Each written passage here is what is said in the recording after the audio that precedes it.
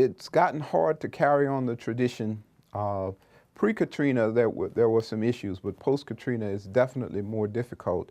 The problem we have now is that a lot of the younger generations never really heard or interacted with the authentic earlier styles of jazz. So many times their point of reference is the more commercialized variant, which people know of as Dixieland, but that's not really the authentic New Orleans jazz style. So, you know, if that's your only point of reference, you don't really know or understand, you know, the functions where people dance, and that dancing is the equivalent to what the music was, you know.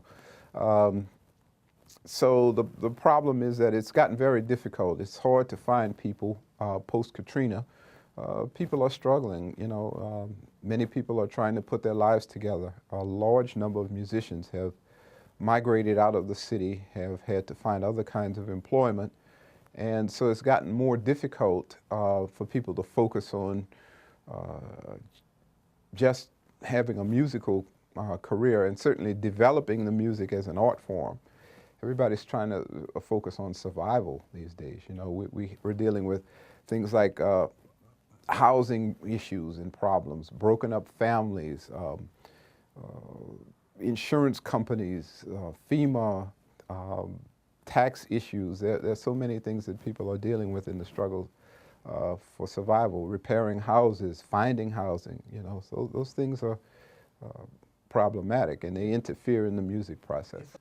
One of the things that's important right now, I think, is that we're, even pre-Katrina, we're in a period of evolution in the city. And one of the things that was happening on a disturbing level was a process of urban regentrification.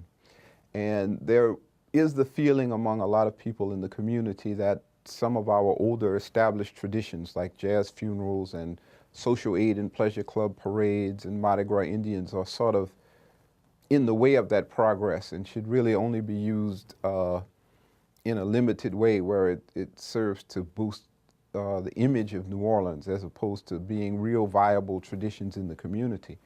So there has been that feeling. I mean, there have been problems with the Mardi Gras Indians, which of course climaxed with the death of the famous Chief Tootie Montana at New Orleans City Hall while protesting against police brutality against the Indians.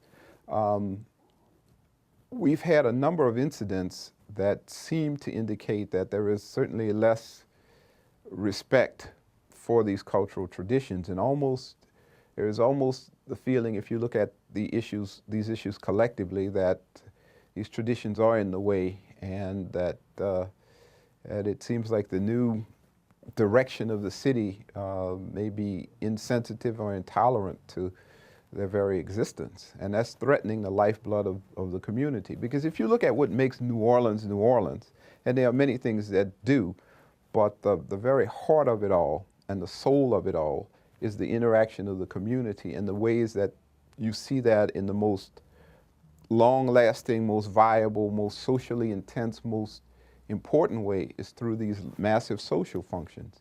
Social aid and pleasure clubs, Mardi Gras Indian parades, brass band functions. And if we don't have those, we don't have New Orleans.